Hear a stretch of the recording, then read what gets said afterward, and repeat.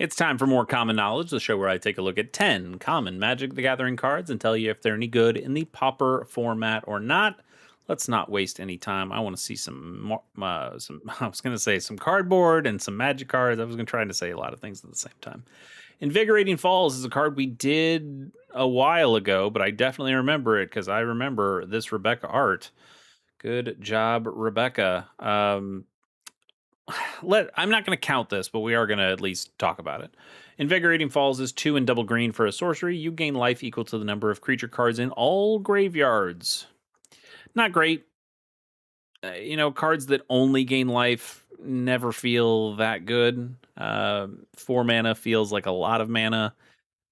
And unless you're playing against a deck that specifically is putting a bunch of cards in its graveyard too, I mean, you can put plenty of creature cards in your graveyard if you're playing Dredge or something, but you ideally want to have the opponent putting a lot of stuff in their graveyard as well. So it's probably more of a sideboard piece at that point.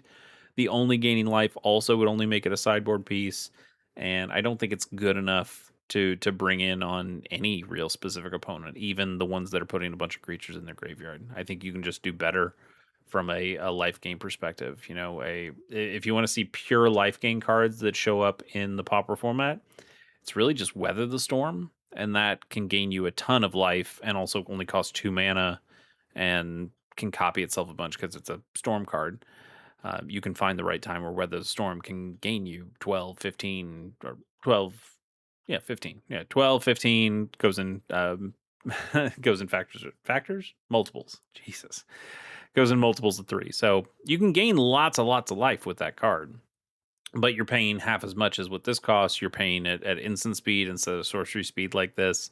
You're just getting a whole lot more out of that. And then all the other cards that gain life in this format will at least do something else, whether it's a body that gains you some life and can then attack or block, or if it's like Pulse of Marasa, which will put a card from your graveyard into your hand. I'm sure these are all the same arguments I made the first time I saw this card. So again, we're not counting it. If I did need to score it, and you can go back and see if I have the same score here, I think I'll give it like a 2.4. It still has the potential of gaining you a lot of life. It's just that it's not that good, except for the art, which is excellent. Of course, Rebecca does some of the best work. My favorite Magic artist, easy. Vorak Battlehorns is a Mirrodin equipment, so I'm gonna love it, even if I don't think I really love it. But Vorak Battlehorns is 2 mana for an artifact equipment. Equipped creature has trample and can't be blocked by more than 1 creature, and it equips for just 1. This is probably pretty cheap for this effect. I think Wizards would probably make this a little more expensive. Like the equip cost would probably be 2 these days. Now, it's not giving a power toughness boost. Maybe that's why they thought they could get away with just making it 1. But this is a pretty good 1-2 of abilities here. Equipped creature having trample, always good. Being able to equip any creature for 1, just it has trample now. Pretty solid. I don't mind that. And then the can't be blocked by more than 1 creature is really interesting. If you're going up against some kind of go wide deck, like a white weenie, they generally don't have 1 card. I guess there's Leonardo nowadays, but they generally don't have 1 card that's going to be some big powerhouse. And if you have 1 card that is, then you equip this to it and swing in, and they have to block with a little 1/1 if they try to block at all. And not only will they lose that 1/1, you'll get to trample over it and do all the rest of the damage. So this is useful sometimes. I don't think we have a ton of cards that need it. I'm trying to think of cards that would really want this, or even decks that really want this. You could argue that something like a Maelstrom Colossus in a Monstertron would like this. Turns your vanilla 7/7 into a 7/7 with trample and can't be blocked by more than 1 creature. That does sound pretty good. But Monstertron decks are generally playing the Boulder Branch Golem, which is a 6/5 that already has trample. They sometimes play Brambleworm, which is a 7/6 that already has trample and reach. Um, they're playing a bunch of cards that don't that make this card unnecessary. So you're really only included in the deck if you're putting it on that one creature. Yeah, you play 4 copies of that creature in the deck, but that's not enough targets to add a Vorak Battlehorns into your deck. So what deck is using it? I could see terror decks using this to pretty cool effect. Can you imagine a 5/5 with trample ward 2 and it can't be blocked by more than one creature? That sounds pretty awesome. But if you mill this into your graveyard with a Thought Scour, you have no way of getting that back. That's going to feel pretty bad. So, and it's also not an instant or sorcery to reduce that cost of the Tolarian Terror. So that's not really helpful either. Like it's great if you had it perfect, but if you don't have it perfect, it is some pretty poor synergy in your deck. So this ends up not having a home anywhere because no deck perfectly wants this card. Still pretty cool though. I like it, and not just because it's a mirrored in equipment, but there are a lot of really cool mirrored in equipments before they realized how good equipments could be, and then maybe we have to shift some shift some rarities and change some costs. Luxon and Warhammer went up to a rare when it used to be an uncommon in Mirrodin. We just saw equipment. The first swing. This was the first swing for equipment for them, and they went, "Ooh, maybe tuned it a little hot." So equipment have kind of been toned down since then. Maybe it's tailing a little back in the other direction at this point, but yeah, early equipment was pretty cool. Next card, I scored that, didn't I? I scored that. No. Did I? Did I not? Maybe I didn't. Maybe I didn't. I don't remember what I said. I'll give it a 2.8. Yeah, 2.8. There you go. And that was our first, yeah, because we didn't count this one. Cool. Our next card is Burning Prophet, which is 1 and a red for a 1/3 human wizard. Whenever you cast a non-creature spell, this creature gets +1/+0 until the end of turn. And then you scry 1. That's not bad. Like a form of prowess. You don't get the toughness boost, but I do like the scry. That's pretty cool.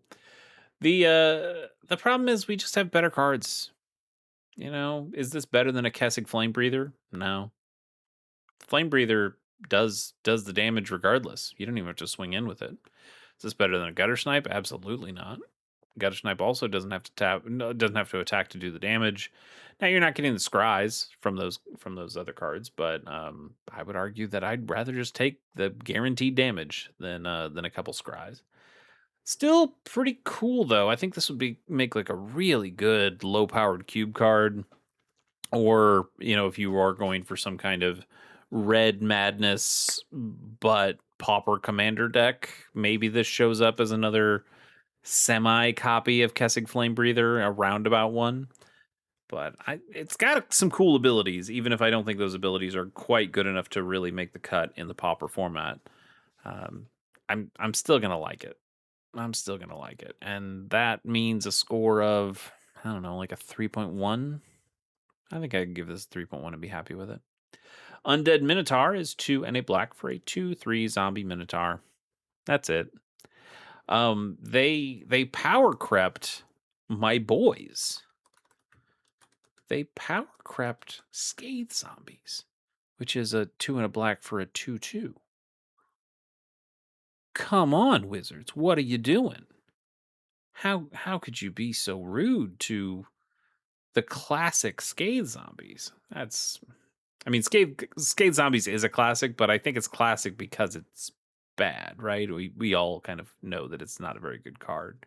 But man, look at the art on Scathe Zombies. And that's not even the original art. The original art is, I would say, maybe not as good, but I still like the original art of Scathe Zombies. I really like this other Scathe Zombies, which shows up in is that 5th edition, I believe. Maybe that's 4th.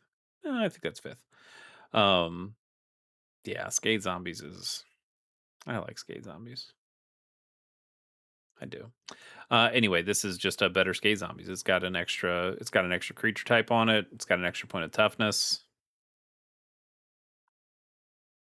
How could they do it to me?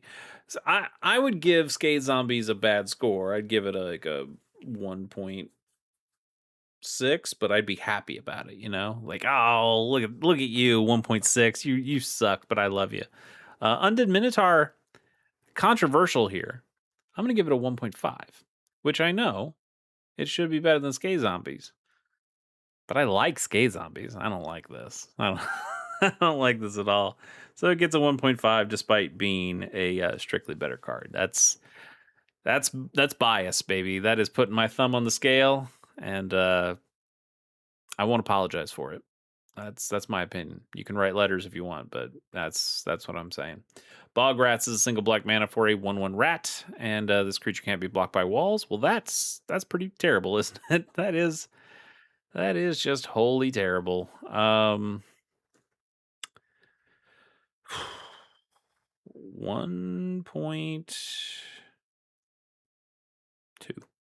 1.2. Bog Rats, like, that has no cachet like Skate Zombies does for me. Maybe it does for you. Maybe somebody out there is like, oh, come on, Bog Rats was cool. My opponent had a wall of stone, and it didn't matter because I had this 1/1, even though it was a 0/8. Come on, what do you? No, this card's still bad, and I can't give any justification to that. Speaking of not great cards, Venser's Sliver is 5 mana for a 3/3 artifact creature, which is a sliver. I think we've also done this one on the channel. I guess I won't count this one, but this is not good. This is not good. 5 mana for a 3/3 is a really bad rate. Yes, it is a sliver, so if you're putting it in a sliver deck, it can get all the abilities that all the other slivers are giving it. Okay, but there are so many 2 mana slivers out there that will do something, that will give all your other slivers +1/+1, or give all your slivers +1/+1. So you're just getting more value out of those, and this is just like a big vanilla body that doesn't come down for late because it costs 5 whole mana. It's ridiculous. I love this card because I love Time Spiral, but this is a bad card. Like, this, again, if we're going on the Skate Zombies scale, this is not a ooh, it's so classic and I love it and I gotta give it something warm. I just think this is really bad. I'll go for a 1.8. Pretty terrible streak of cards here. Oh, I wasn't counting that one, but it is good at 1.8. Carrion Screecher. Man, we're in the dregs here, aren't we? 3 and a black for a 3/1 zombie bird with flying. That's all it does. That's pretty bad. That's pretty bad. Like, just consider Refurbish Familiar. Same mana cost, except Refurbish Familiar often costs less. This is a 3/1 with 3/1 flyer. Refurbish Familiar is only a 2/1 flyer, but it makes him discard a card and potentially draws you a card, and it's just so much better. This is bad. This is bad. I'll give it a 1.7. It's a pretty high mana cost for that. I know it's like a 3 power flyer, so maybe it gets like a 2, but I don't want to give it. I'm going to go for a 1.6. I'm feeling ungenerous at this point. Pearled Unicorn is 2 and a white for a 2/2 unicorn, which is vanilla. And oh shit. It's a Skate Zombies. It's a white Skate Zombies. I can't escape it. I can't escape it. Is white Skate Zombies any better than Skate Zombies? The answer is no. It's also bad, and I guess it is a unicorn, and it's got a little rainbow back there, and that's cute. And it's got a Lewis Carroll quote on here because old Magic sometimes did that, but it's not a Skate Zombies, so I am gonna go for a 1.4 because it is worse than the Undead Minotaur that we saw. Some bad logic here, but that's what I'm saying. That's what a Skate Zombies probably should get is a 1.4, probably honestly even lower, but Skate Zombies is great though, so I'm giving it a 1.6.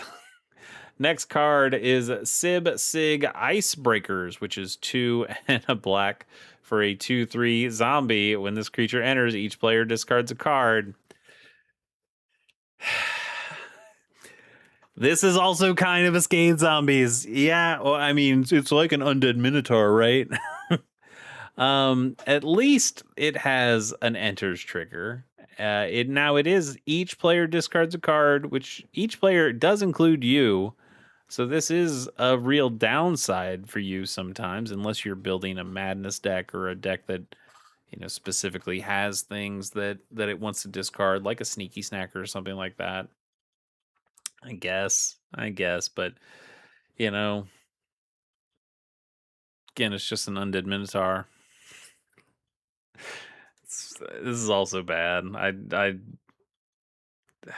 Is it worse than the undead minotaur though? Would I take a vanilla 2/3 for 3 over a 2/3 for 3 that potentially makes me and all my opponents discard a card?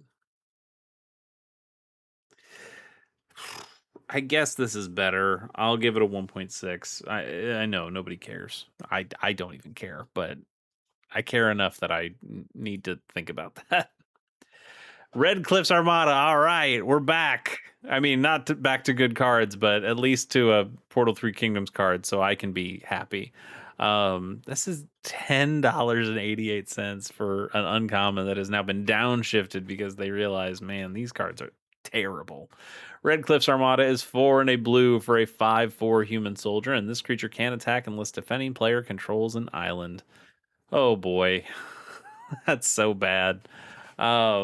And now, flavor-wise, it makes perfect sense because this is from the Battle of Red Cliffs, and that was a battle. I know it's at cliffs, but it's a battle about a river and being on the water. And the Wu army had a really good navy, and the Wei army did not, but they had a lot of resources. Just never mind. I did a whole video about Portal 3 Kingdoms cards, and I love 3 Kingdoms, and by extension I love Portal 3 Kingdoms quite a bit. But this is a bad card. It's a 4 it's a 5 mana 5/4 that probably isn't attacking unless you're specifically playing against an opponent who's playing blue, well, islands, I guess, specifically, but generally playing blue, or you have some way of turning their land into an island, which doesn't happen a lot in the Pauper format.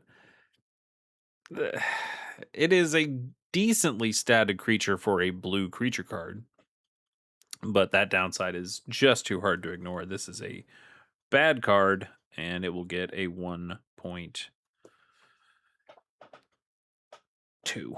1.2. I think it's so reduced here that even if you are able to set that situation up, you've wasted too many resources for a vanilla 5/4, and most of the time it's worse than a vanilla 5/4. So bad.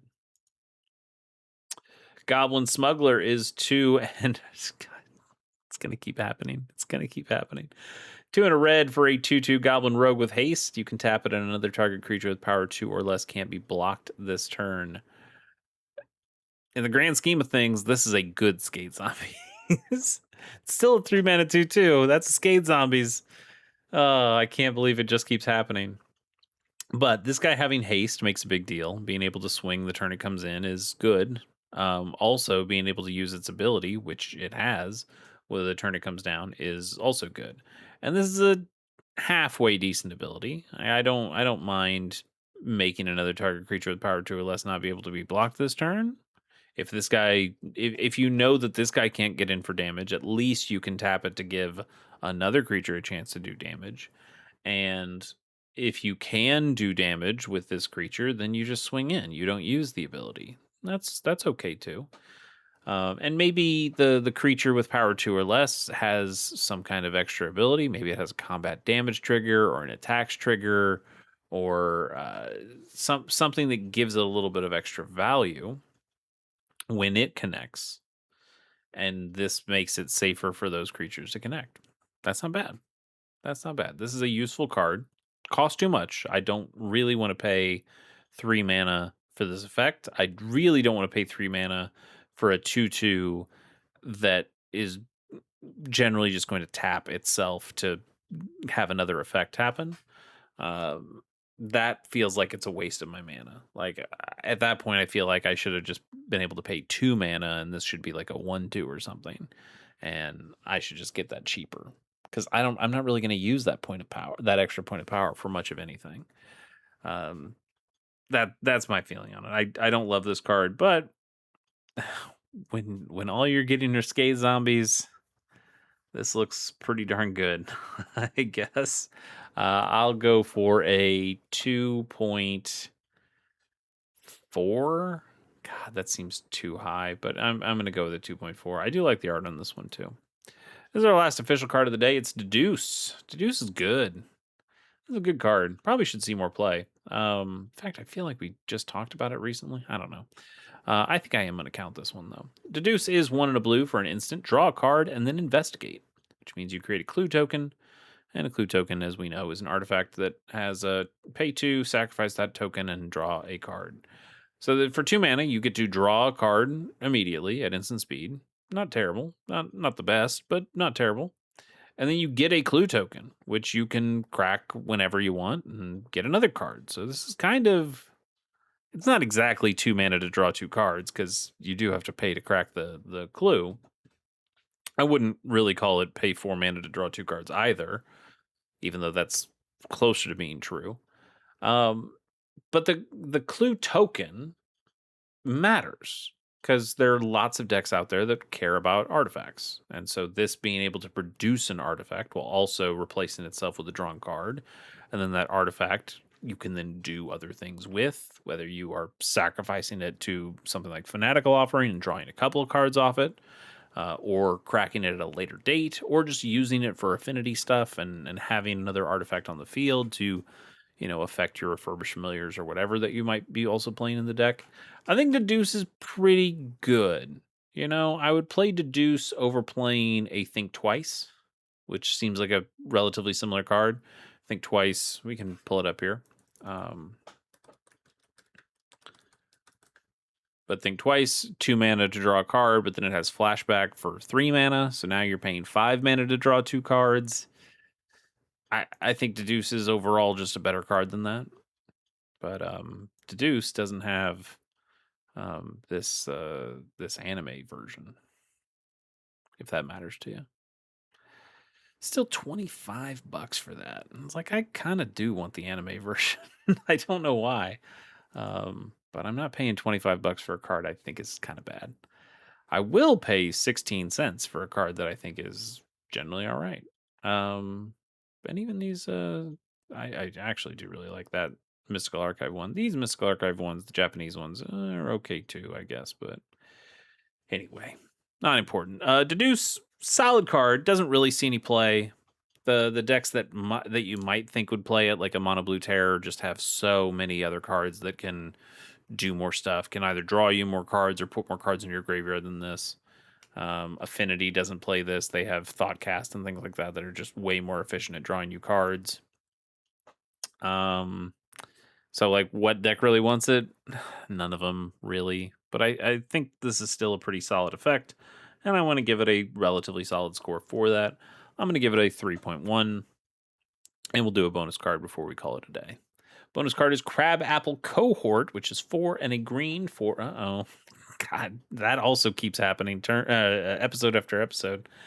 4 and a green for a 4/4 Treefolk Warrior, and this creature gets +1/+1 as long as you control another green creature.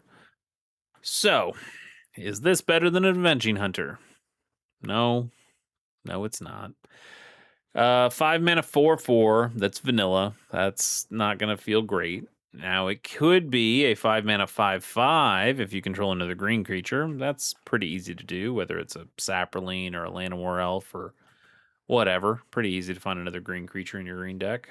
But 5 mana 5/5 isn't that great either. I still want the 5/4 that has trample, that gets me a basic land, that potentially lose my opponent 5 life, that helps me get a treasure token. Like the initiative does so much stuff, and this card is really bad in comparison. So I gotta give it a pretty bad score. I think it's like a 2.2. Disappointing, but most cards that are being compared to Avenging Hunter are disappointing. Not a whole lot you can do with that.